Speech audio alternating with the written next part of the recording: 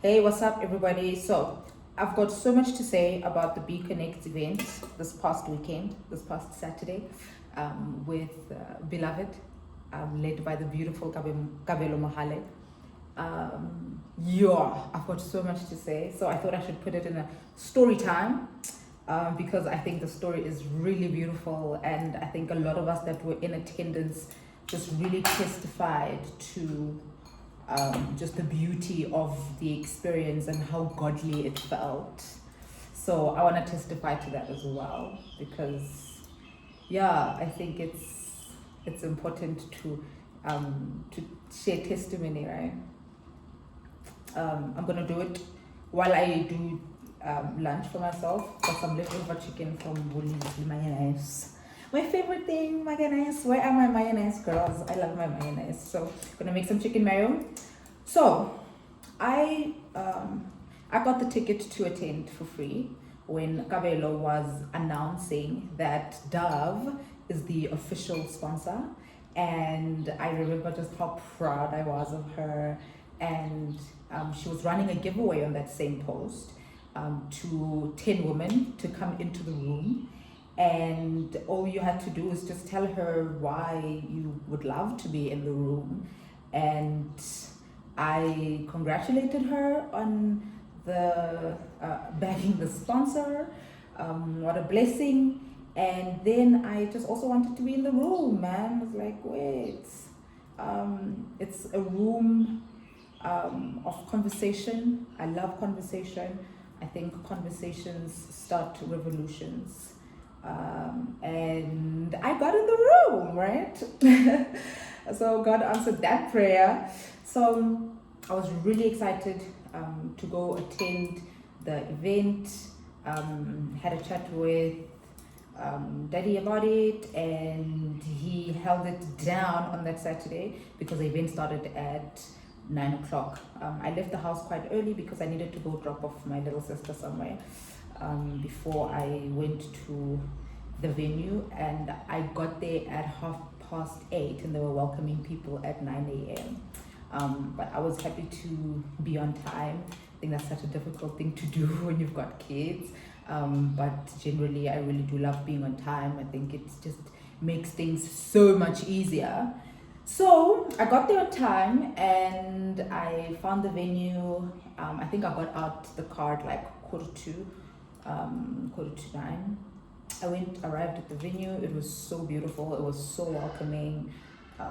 It was a really well put together event.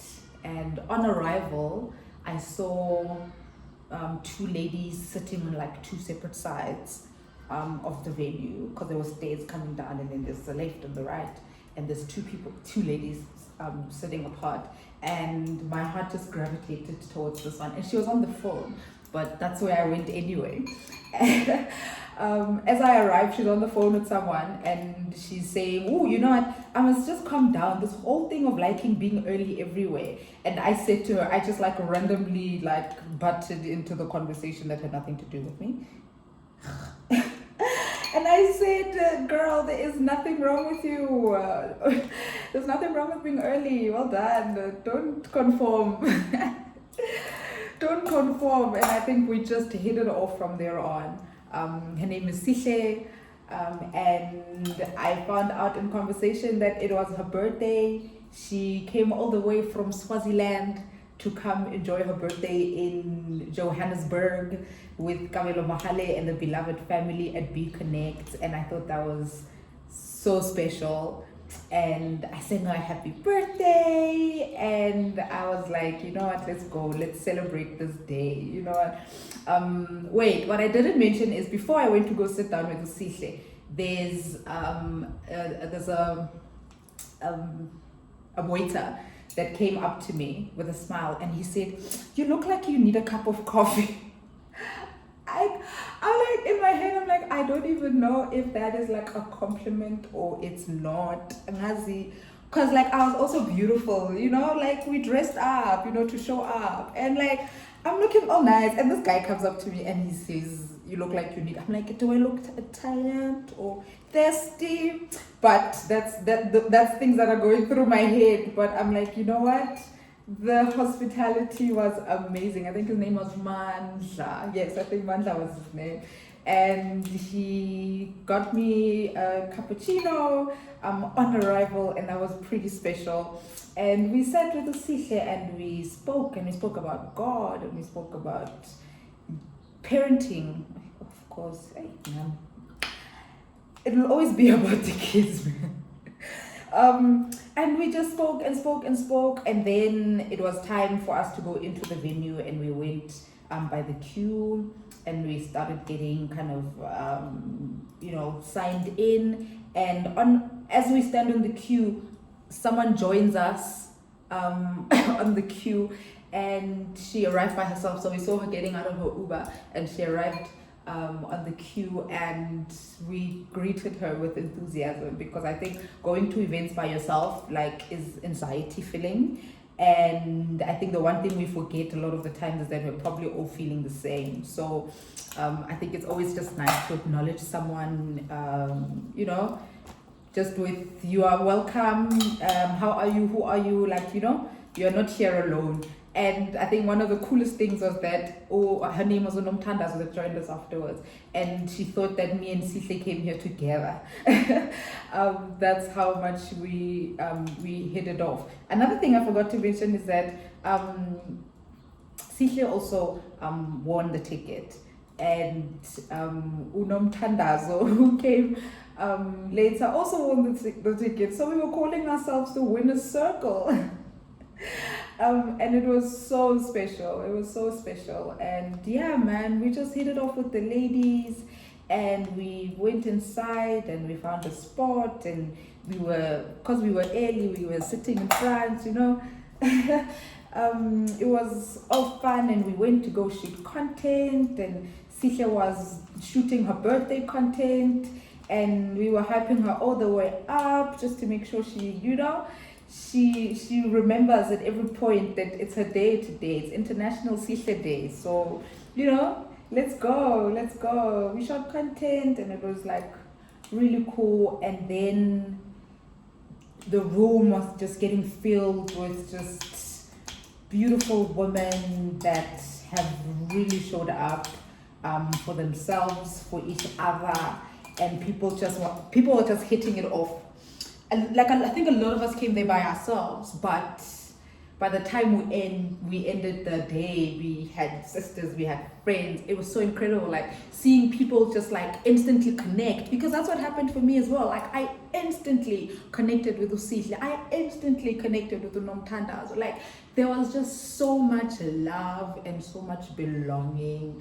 And I think one of the coolest things for me is that I really love conversations, and I'm in the church, and God is the center, right? And sometimes we don't find ourselves often in spaces where we can always openly just talk about God, and that was the space just outside of the church, because in the church you have to, there's really nothing else to talk about. There shouldn't be. Must all be about God. And then you go on the streets, and then it's different, but then you really find yourself in a space where you can just freely reference to scripture, and you just feel like you belong. I think belonging was one of the key words for us, just amongst ourselves when we're reflecting on the day. So that was cool, seeing all those connections, and seeing just beautiful women, and we had a little goodie bag with our Dove. Oh, and it feels so good on my skin. Shout out to Dove. And yeah, we settled in, and then our event started, and Kabelo's husband held it down, the host with the most. And Kabelo came up, and you could just feel I think she wears her heart on her sleeve, and I relate to that so much.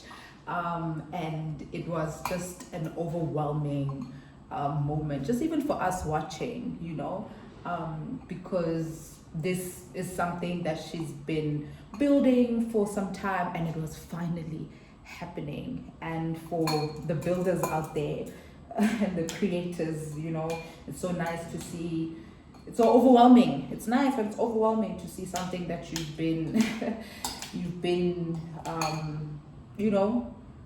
you've been pregnant and now you're finally giving birth, and birth is quite the experience. So she gave birth to another beautiful B.Connects event, and you could feel as she arrived on the stage that this is it. It's finally happening. And then the day was just incredible. The first prayer, I think for me was it, because that was just, in case you forgot who you are, that prayer just reminded you, Guti, actually we are here because of our Father, and we will acknowledge our Father, and we will just make sure he is at the center of this day, and he was, right? And then it was just conversation, man. So the sad thing is that I missed a big chunk of the middle part of the event because I double booked myself. So when I was responding nicely about, hey, I want to be in the room, I forgot that I have a Saturday commitment already. So by the time I got that, I'm like, oh, it's 1st of June. Look at you being impulsive and stuff. But I'm like, wait, I have to make it happen. So we made it happen. We thank God. So I had to leave immediately when Usiba was getting on stage. So the only part I caught for Usiba was the prayer at the beginning, and then I had to bounce. So the first conversation was on Real Beauty with Dove, and it was really incredible. I think the highlight for me was how a lot of the content in the conversation was centering around parenting, which is my favorite topic, and I had so many questions already. I'm like, I don't know why I didn't ask, actually. So that was really cool, and then Siva got on, and then I had to leave. I had to drive to Midrand for a podcast conversation on motherhood and mental health, and Matters and More is the name of the podcast. They've really been trying for us to sit down for a minute, and it was finally happening. And I initially, during the event, I was like, Ish, can we push it out by an hour? I was like trying to DM her, like, can we push it out? I DM'd her, I was like, can we push it out by an hour? But then I sat and I was like, because in my head I was just going to catch that part, the first part of the event, and then I was going to go to shoot the podcast and then go home. And then in the conversation, like, maybe we could come back. I was like, maybe I could, because the event was finishing really late. So I eventually decided not to move the podcast recording, just to honor the commitment, and I just honored that.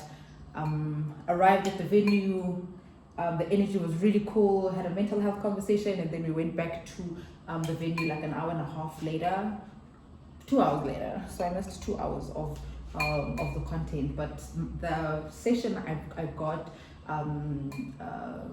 was just incredible. I think that was the final conversation, and it was a huge conversation on marriage as well. That's where I caught it, and just being able to relate to other women sharing their experiences around motherhood and marriage and how they navigated, and where they've identified their strengths and their weaknesses, and just trying to give you tools about how to navigate it in a healthier way. It was really incredible. But more incredible is that the foundation was always God.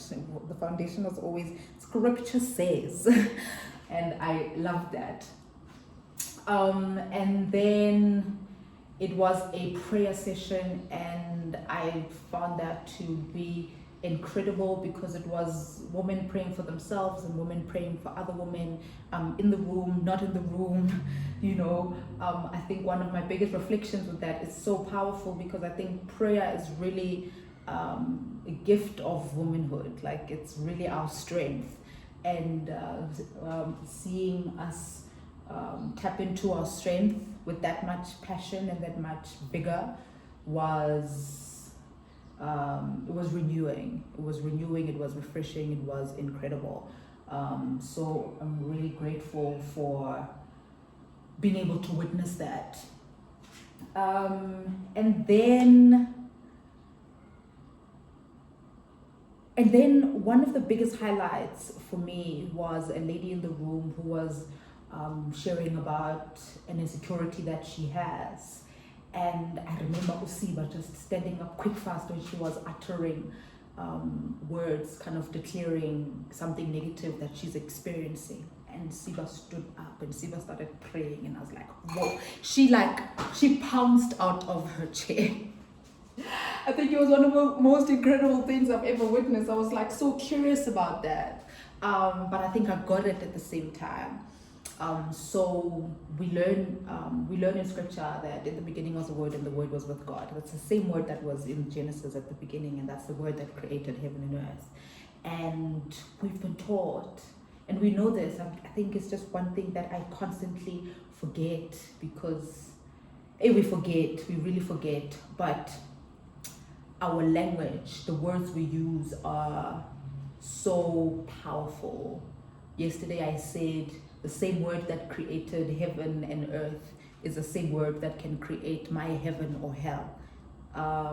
That's the power that we have been given, and we serve an intentional God, so we have to be intentional not only with our behaviors, we have to be intentional with our thoughts and our words, mostly because with our words we create.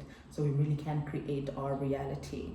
And so when the lady uttered, she was from Lesotho, when the lady uttered those words, Musiba immediately stood up, because what that symbolized was, watch it. It was just a prayer to just unleash and unlearn.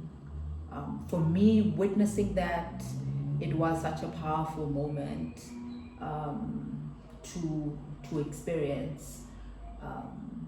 Just women carrying each other with that much passion again, with that much enthusiasm, with that much willingness, and they just prayed for her.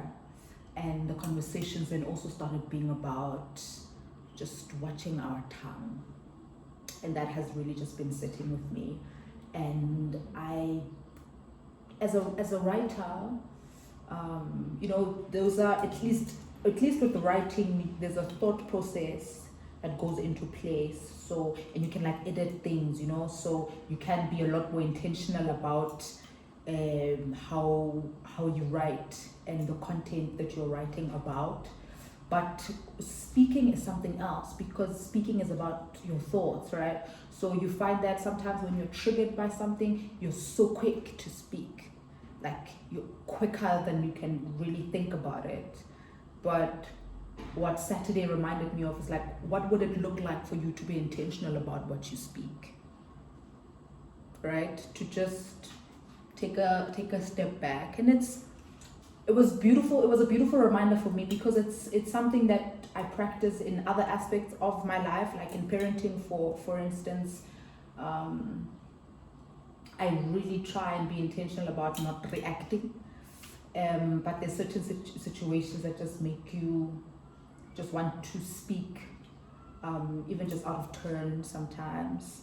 But sometimes even in just our frustration and our disappointment and our confusion and our uncertainty, in our fear, we really do speak stuff like, it will never come right. This won't work. You have declared that it won't work. This sucks. It will suck. My challenge was always around being real, because I'm like, if it sucks, it sucks, right? But we can't conform. We have to think. I was listening to a sermon, Pastor Kabelo Mohalle, David and Goliath. If you have not watched it, please watch it, because he is encouraging God's people to think differently.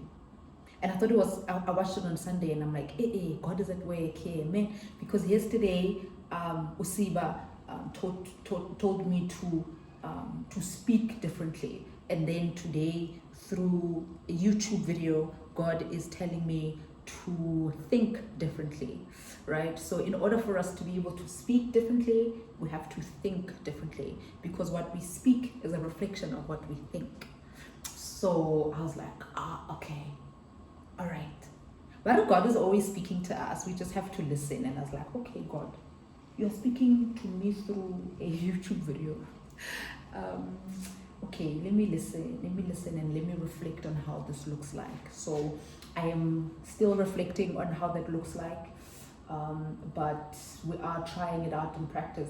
I met another lady at the end. I forgot her name. She's a high school teacher from Cape Town, and she was asking Siva, like, Siva, you must come to Cape Town, you must come do this in Cape Town, man. We are craving this in Cape Town. So ngicela niye Cape Town, or nathi sizoya ke sibone ukuthi what can we do in Cape Town to just grow the conversation, right?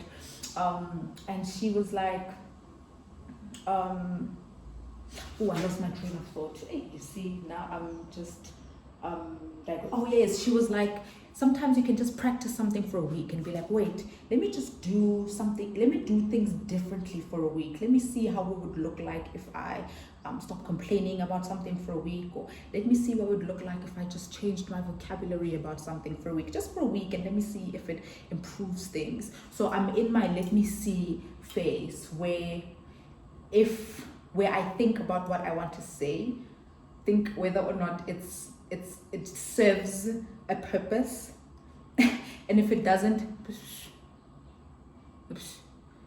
if it's planting a seed of negative, nobody got time for negativity. I think we should take that lesson to social media, because now these comments on these streets are like, what is the point of that? Like, why don't you just shush? You know, so what does it look like to just shush if it doesn't serve a purpose? And then what does it also look like to speak your reality into existence? So one of the biggest reasons why I'm resonating with so much that was spoken about on Saturday is because one of the biggest questions that has been ruminating in my head is, how does it look like to heal from childhood trauma? I was having a conversation with my husband, and I'm blessed enough to have a child of God, so our conversations can also be centered around God. And we were having a conversation about what it looks like for us to heal from childhood trauma. Like, to heal, not to learn how to navigate, not to have the tools to, like, you know, I know when I'm triggered I have to breathe and regulate and all of that. Like, how does the healing look like? But how does healing in God look like? And I think Saturday, like, I got answers in like some of the most incredible ways, and I'm really just still thinking about it and just praying about it, because it really looks like, so Usiba spoke about the thoughts in our heads as our thoughts and God's thoughts and the devil's thoughts. And I've always referred to just negativity and anxiety and fear just as the devil, because God doesn't work like that. And the devil is always in the details, and like trauma is complex. So childhood trauma then informs some of the invasive negative thoughts that come into our heads, and then we believe them, and then we speak them, and then they really just become our reality.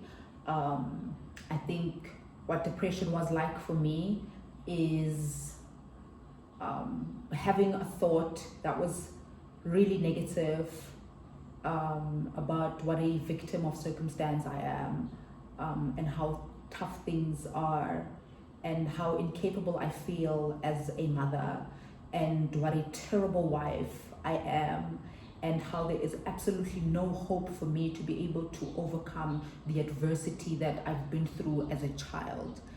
And that was the thoughts that stayed in my head. And it starts as a small thought, and then you believe it, and then the conversation continues and it grows into more and more and more and more and more. It's like this deep, deep, dark hole, and then at some point you are in the pit of depression, and you can't move, you can't breathe, you can't think, like at its worst, you think the only way out is to die, and it's got you. He's got you. The devil is he completely got me. I was completely paralyzed by the thoughts in my head, and I had believed the really negative thoughts in my head. So what does it look like to amplify God's voice instead of the devil's voice? I think one of the things that Usuba recommended when we're having a conversation is about going through God's word, the beginning and the end, and who does God say I am? Let me believe that instead of believing what my trauma says I am, and what my pain says I am, and what my wounds say I am. But again, what does it look like to heal from those wounds? I think it also looks like declaring it. Declaring my healing, watching my vocabulary about how I speak about my story, how I tell my story. I'm going to try and be intentional about that.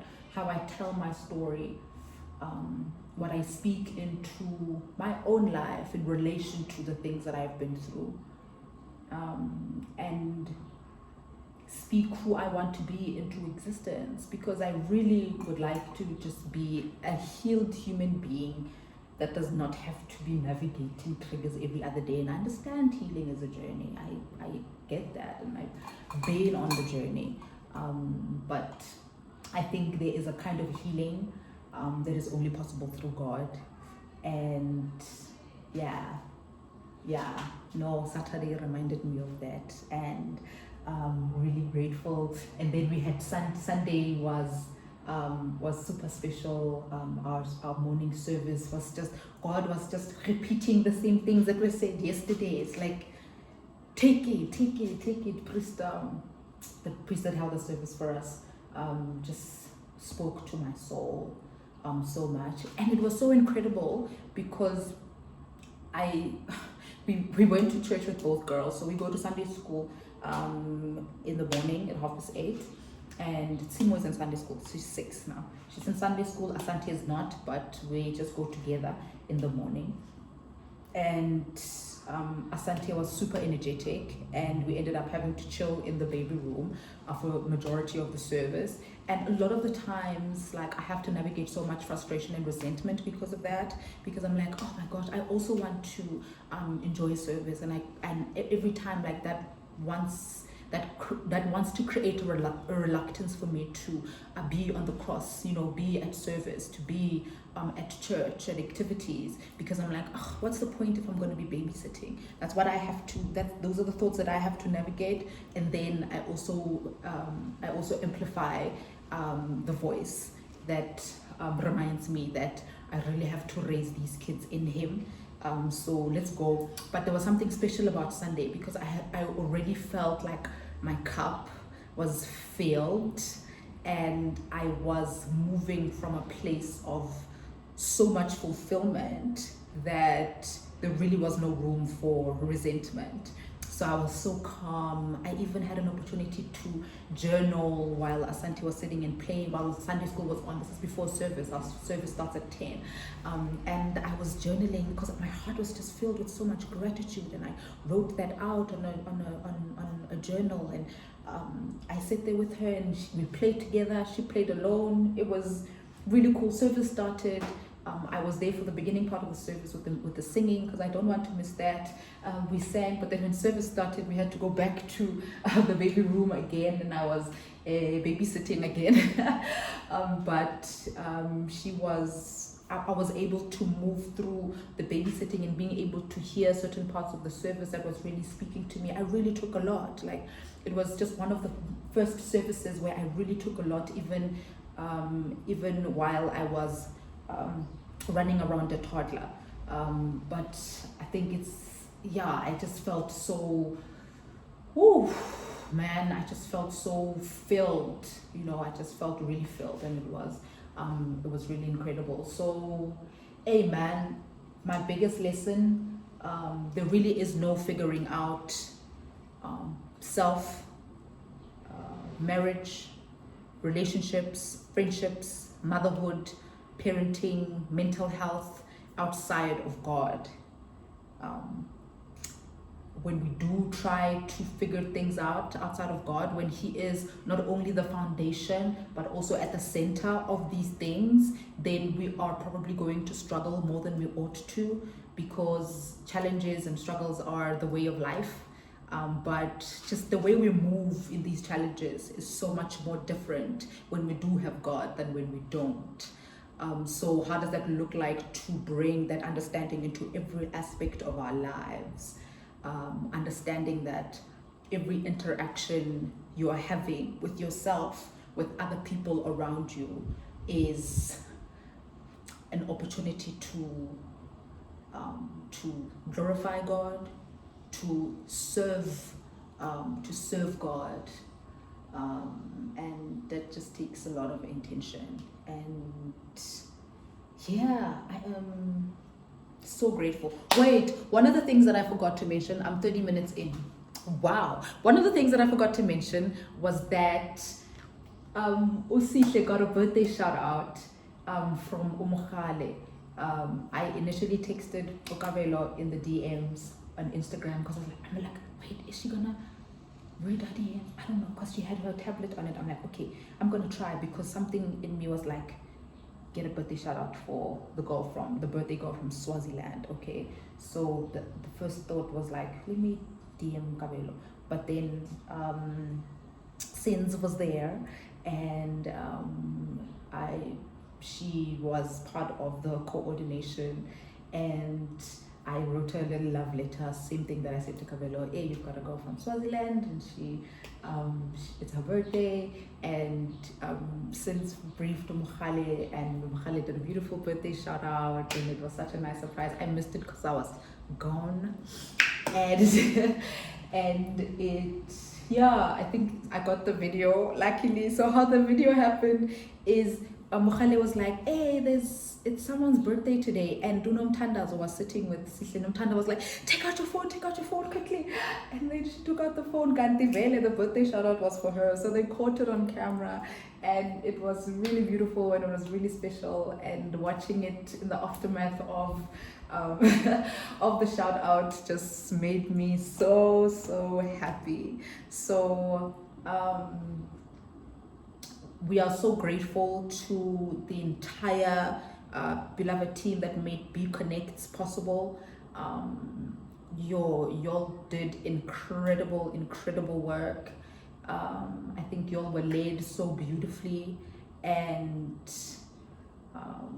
I think the outcome of the day is a big affirmation that y'all did incredible work, even just outside of the challenges that you might have experienced along the journey. We would like you to know that for us, when we were sitting, it was completely worth it. To your incredible sponsor, Dove, thank you for showing up for women in South Africa. We appreciate it, and may you collaborate with more and more women that want to inspire and empower more and more women. So to everyone that I met at the event that is up for connection, we are a definite green light. I met so many friends this past weekend. I absolutely love it for me. To Kabelo, we love you, we see you, we appreciate you. You are inspiring us to be ourselves by you being yourself. So keep doing God, keep teaching, keep loving. It's infectious, and we are feeling it, and we are loving it, and we are inspired to really stand as the image of God. So thank you, asante. There's another one coming in September, Awakened.